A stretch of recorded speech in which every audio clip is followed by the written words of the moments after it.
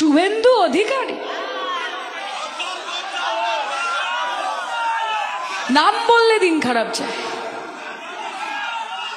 নামটা বললেই একেবারে মুডও চটকে যায়, দিন খারাপ যায়। কালো বেড়ালের মতো রাস্তাঘাটে ফাট করে বেরিয়ে গেল,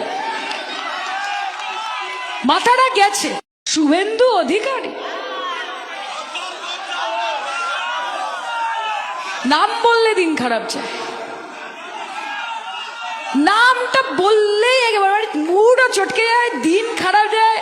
কালো বেড়ালের মতো রাস্তাঘাটে ফাট করে বেরিয়ে গেল। নমস্কার বন্ধুরা, আপনারা সায়নী ঘোষের এই বক্তব্য তো শুনলেন, কিন্তু শুধুই সায়নী ঘোষের এই বক্তব্য শুনলে হবে না। পাশে এই যে স্ক্রিনে ছবি, এটাও দেখুন। এটা গত কয়েকদিন আগের ছবি, যেখানে দিল্লিতে দেখা গেছে যে আমাদের রাজ্যের মুখ্যমন্ত্রী এই তৃণমূল সাংসদ বা এমপিদের সঙ্গে কথা বলেছেন। অপরদিকে এটাও দেখুন যে আমাদের দেশের প্রধানমন্ত্রী নরেন্দ্র মোদীর সঙ্গেও এই সাংসদরা প্রায় ব্রেকফাস্ট করছেন। তো এই ছবিগুলি ভাইরাল সোশ্যাল মিডিয়ায়। তো আমি যেটা আজকে প্রথমে বলতে চাই যে ঠিক বাংলার রাজনীতিতে বা বাংলার জনসাধারণ কেন জানি এই ছবিগুলি এবং এই কোলাহলই বলবো, মানে একজন এমপি এমন করে ওনাদের সোশ্যাল মিডিয়ায় ছাড়ছেন যে ভারতবর্ষের প্রধানমন্ত্রী ওনাদেরকে ব্রেকফাস্ট করার জন্য ডেকেছেন, এবং সেগুলি সোশ্যাল মিডিয়ায় এমন করে ছড়ানো হচ্ছে যে কোথাও না কোথাও তারা বিশাল কিছু বীরত্ব বা বিশাল কিছু আমাদের বাংলার জন্য করেছেন এবং তাদেরকে সম্মানিত করা হচ্ছে।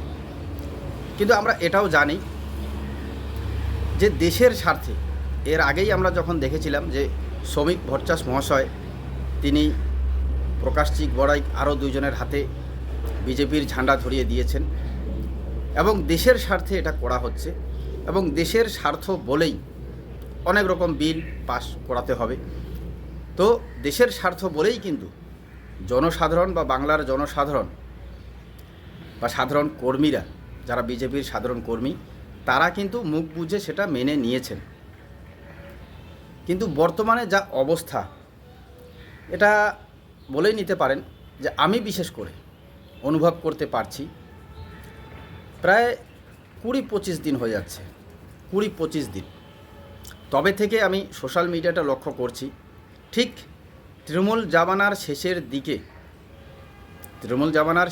দিকে যেভাবে সোশ্যাল মিডিয়ায় সেই তৃণমূলের সরকারটাকে বা সরকারের কিছু রীতিনীতি সাধারণ বাংলার মানুষ মেনে নিতে পারছিলেন না, ঠিক তেমনটাই যেন এই বর্তমান এই যে আমাদের পালাবদল হলো, বিজেপি সরকার আসলো, এবং সরকারে আসার এখন 3 মাস মোটামুটি কয়েকদিন, এই 3 মাসের শেষের দিকেই যেন এমনটাই আবহাওয়া বোঝা যাচ্ছে। আপনারা লক্ষ্য করবেন সোশ্যাল মিডিয়া থেকে শুরু করে চায়ের দোকান থেকে শুরু করে মোটামুটি সমগ্র জায়গায় যেমন নতুন সরকার যেদিন 4 তারিখের পর একটা বিজয় উল্লাস, সাধারণ মানুষের মধ্যে যে আনন্দ, যে হ্যাঁ চোর সরকার চলে গেল, তারপরেই এখন পালা বদল হয়েছে, এখন হবে, মানুষের মধ্যে এমনই একটা উল্লাস আনন্দ। কিন্তু সেই আনন্দটা আমার মনে হয়, ব্যক্তিগত মত, যে এই 3 মাসের মধ্যে বা 3 মাসের শেষের দিকেই সেটা যেন ক্রমশ কমে এতটাই কমে গেছে যে এখন আর এই সরকারটার কথা যদি ভালোও বলা যাচ্ছে। আপনারা দেখবেন শুরুর দিকে এমনটাই আমরাও সোশ্যাল মিডিয়ায় বলেছিলাম যে আমাদের রাজ্যের কী ডেভেলপমেন্ট হচ্ছে, কী নতুন কাজ করার উদ্যোগ নেওয়া হচ্ছে, সেগুলি তুলে ধরেছিলাম, মানুষজন পছন্দ করেছে। কিন্তু বর্তমানে আর সেই ধরনের কোনো রকম সাড়া পাওয়া যাচ্ছে না। বর্তমান যারা আমরা সোশ্যাল মিডিয়ায় কাজ করছি তারা তো অটোমেটিক বুঝেই গেছেন, কিন্তু বাংলার সাধারণ মানুষের মধ্যে এটা চলে এসেছে। চায়ের দোকান থেকে শুরু করে রাস্তাঘাটে হেঁটে যাচ্ছেন, কারো ছায়া সঙ্গী, কারো সাথে যদি আপনি গল্পও করছেন, ঠিক কেন জানি সেই আনন্দ আর এখন মানুষের মধ্যে নেই। কী কারণে বর্তমান এই 3 মাসের শেষেই সাধারণ মানুষের যে জয়ের একটা উল্লাস, অগ্রগতির একটা উল্লাস, উন্নয়নের একটা উল্লাস, সেই উল্লাস ক্রমশ কমে গেছে। কি কারণ হতে পারে? আপনারা যদি দেখেন যে তৃণমূলের যে সরকারটা ছিল, সেই সরকারটা সাধারণ মানুষের জন্যে স্বাস্থ্য বলুন, শিক্ষা বলুন, কর্মসংস্থান বলুন, সেগুলি কিছু করেনি। সবথেকে অবহেলিত হচ্ছে স্বাস্থ্য এবং শিক্ষা, কর্মসংস্থান, এই তিনটাই সাধারণ মানুষের পাওয়ার যোগ্য বা পাওয়ার অধিকার, এবং এই তিনটাতেই ব্যাপক দুর্নীতি, ব্যাপক অবহেলিত করা হয়েছে। তার সাথে সাথে নতুন সরকার যখন এলো, এটা বলতেই হবে, তখন তারা বলেছিলেন যে এই অন্নপূর্ণা ভাণ্ডার যতক্ষণ আপনারা পাচ্ছেন না ততক্ষণ পর্যন্ত এই লক্ষ্মীর ভাণ্ডারেই বহাল থাকবে। কিন্তু সেটা কই হলো? কৃষক বন্ধু, আপনাদের স্বাস্থ্যসাথী, যতক্ষণ বলেছিলেন যে স্বাস্থ্যসাথীর পরিবর্তে আয়ুষ্মান ভারত নাকি যতক্ষণ পর্যন্ত কার্যকারী হবে না ততক্ষণ পর্যন্ত এই স্বাস্থ্যসাথীয়ে চলবে। কিন্তু কোথায় সেই স্বাস্থ্যসাথীও চলছে না। মানে যা যা বলেছেন, বলা যেতে পারে সবগুলোই দিচ্ছে, দিব বলছে, কিন্তু সবগুলোতেই একাধিক গরমিল। এই লক্ষ্মীর ভাণ্ডার নিয়ে গ্রামে গ্রামে এখন ক্ষোভ তৈরি হয়ে গেছে সাধারণ মহিলাদের মধ্যে।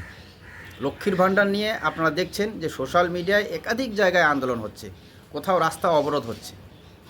কিন্তু ঠিক যেন কোথাও আগের যে তৃণমূলের সরকার ছিল, সেই সরকারের আমলে সোশ্যাল মিডিয়া, ইউটিউব, সমস্ত জায়গায় এই সমস্ত প্রতিবাদ দিয়ে ভর্তি হয়ে গিয়েছিল, কিন্তু সেই সরকারের কানে যায়নি।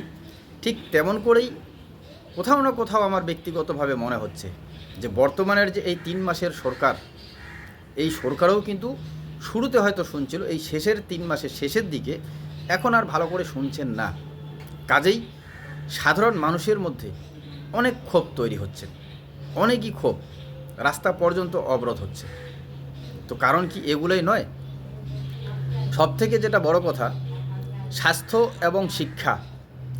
আপনারা দেখুন, শিক্ষার ব্যাপারে আমাদের রাজ্যে প্রকাশ্যে মুখ্যমন্ত্রী বলে দিলেন যে যারা সরকারি স্কুলে পড়াবেন না বা যাদের বাচ্চারা এই সরকারি টিকা নেবেন না, তাদেরকে সরকারি কোনো সুযোগ সুবিধা পাওয়া অধিকার আছে বলে মনে করি না, বা পাবেন না। ভালো কথা। আবার সেই সুযোগ সুবিধা পাইতে গেলে সরকারি স্কুলেই পড়াতে হবে। খুব যেমন একটা নিয়ম না করেও নিয়ম বেঁধে দেওয়া হলো। কিন্তু আমরা এই পরিবর্তনের আগে পর্যন্ত ভিডিও করেছি, এবং বিরোধী দলনেতা থাকাকালীন বা বিজেপির একাধিক নেতা সকলেই জানা যে রাজ্যের শিক্ষা ব্যবস্থার কি পরিকাঠামো, কি করেছেন তৃণমূল সরকার। কিন্তু সরকার পরিবর্তন হওয়ার এই 1 মাস যখন হয়েছিলেন তখনই এই কথা বলেছিলেন। তখনই কি সমস্ত শিক্ষা প্রতিষ্ঠানগুলি ভালো হয়ে গেল? শিক্ষক নিয়োগ হয়ে গেল? অনেক স্কুলে শিক্ষক নেই, কিন্তু সেগুলিকে ঠিক না করে, সেই সব স্কুলে শিক্ষক নিয়োগ না করে সরাসরি এটা কথা বলে দেওয়া হলো যে সাধারণ মানুষের ছেলে মেয়েদের সরকারি স্কুলেই পড়াতে হবে। তো মানুষ এই ব্যাপারগুলি কি মেনে নিচ্ছেন? এটা বুঝতে হবে। তার মধ্যে এই স্বাস্থ্য ব্যবস্থার এত উন্নয়নের কথা বলছেন, এত কড়া পদক্ষেপের কথা বলছেন আমাদের স্বাস্থ্যমন্ত্রী শারদত মুখোপাধ্যায়। এমনকি তিনি নিজেও রাজ্যের একাধিক স্বাস্থ্য প্রতিষ্ঠানগুলিতে মানে সারপ্রাইজ ভিজিট করতে যাচ্ছেন, দেখে বেড়াচ্ছেন।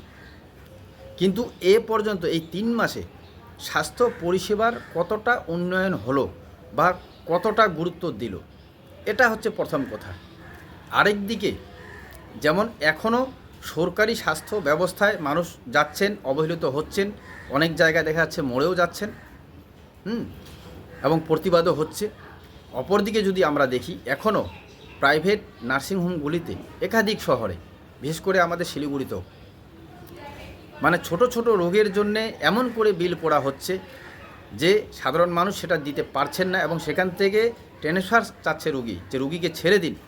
কিন্তু তারপরেও এতটা বিল হাতে ধরিয়ে দেওয়া হচ্ছে যে তাদের পক্ষে সম্ভব না সেই বিল মেটানো, এবং যে রোগ, ছোট ছোট রোগ, সেই রোগের জন্য 24 ঘন্টায় এত বিল হয়ে যাচ্ছে।